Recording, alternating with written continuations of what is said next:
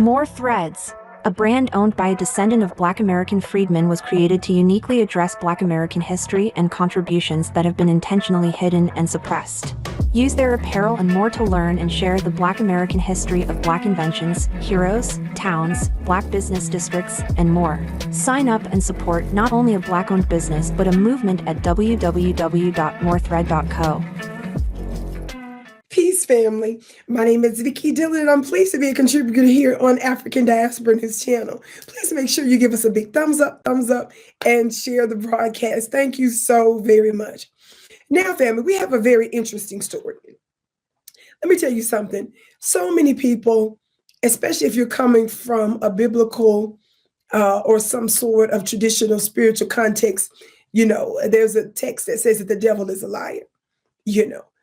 There's another text that says that there's a special type of thief that goes about the planet stealing, killing, and destroying. You think about those four traits alone, that tells you everything that you need to know about the oppressive class that's on our planet. Going about lying, stealing, killing, and destroying. I've said that for years.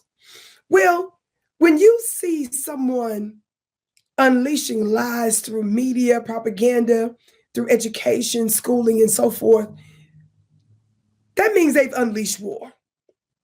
Now, MSNBC has a host that's on there now doing, I believe it's a 6-part series talking about the contributions of our Latin and Hispanic brothers and sisters. And let me tell you something. We, as foundational Black Americans and Black folks that are part of the global diaspora, we welcome the traditions of other people groups and celebrate our differences. The problem that we have is when they try to co-opt ours. Talk Black to me, somebody. Steal ours. Disrespect ours. And it seems at the moment that we start doing some straightening, people want to tell us to back down or we're doing too much. No, that's not how that goes, family. All the energy needs to be placed toward the liar, the one that's initiating and propagating the lies and the misinformation. Well, one such person is this John Leguizamo. He's a pretty well-known Hispanic actor and filmmaker and did some Broadway stuff. He's the one that's doing the 6-part series now on MSNBC. He did this interview premiering, giving the heads up about what's coming. And he had the nerve to sit here and try to take credit for hip hop taking off and saying that it was his people that built America. Family, watch this clip. Latin people, we're the largest ethnic group in America, the oldest ethnic group. We built this country. We suffered in this country. We were oppressed, and we're thriving. We add $2.8 trillion to the GDP every year. If we were our own country, we'd be the 5th largest economy in the world, bigger than England, bigger than Italy, bigger than Brazil. Part of the building of the hip hop culture. It is Black culture, but we didn't assist. We did a Scottie Pippen to a Michael Jordan because we were there. We were the ones that photographed all those photographs you see of the beginnings of hip hop. That was us. The beginning of breakdancing. Crazy Legs invented the move. Graffiti. We were the instrumental purveyors of that art craft.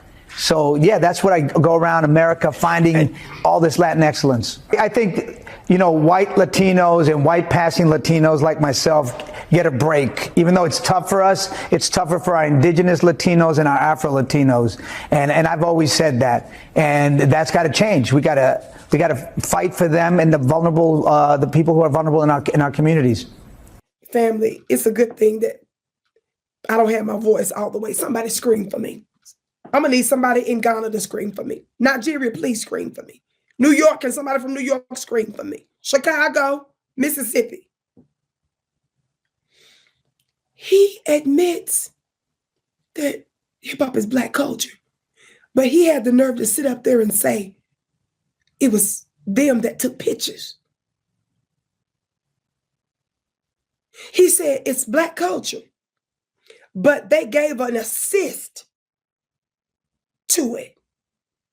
Then you're going to turn around and say, it was y'all the oldest group in America, that you suffered for 500 years. that you were lynched and shot and all that. Family, let me tell you something. There was a couple of white folks that was lynched just as a form of punishment and execution or torture, but they're the exception. That's not the rule. It's the same way when we would acquiesce to the fact that perhaps there were a small group of our Hispanic family that experienced some lynchings, but that was the exception. And the fact that you're saying you're the oldest, what are you talking about? We're the original indigenous people everywhere on the planet. And we welcome all other groups of people, but what is this trying to act like you're the oldest? Yes, some of our folks were taken and stolen from the continent of Africa, but some of us were already indigenous to this land. We're the original indigenous people that were on this side too, just like we're native to every other place on the planet. Family, it's really interesting that now that we're demanding reparations here in America, now that we're holding other folks accountable, saying, hey, we believe in you fighting against the oppressive class. We believe in you getting credit where credit is due, but don't lie on us and don't ignore our plight and put yours before ours.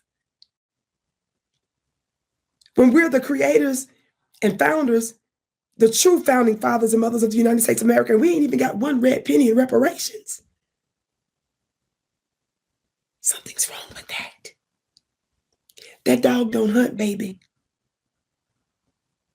And I want to suggest to our family around the world of all backgrounds that you join in and correct the record too, and don't allow this to go on in your communities either.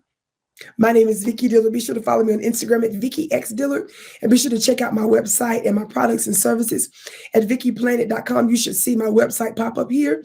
That's VickiPlanet.com. And of course, be sure to share the broadcast here on African Diaspora News. I can't wait to see you again.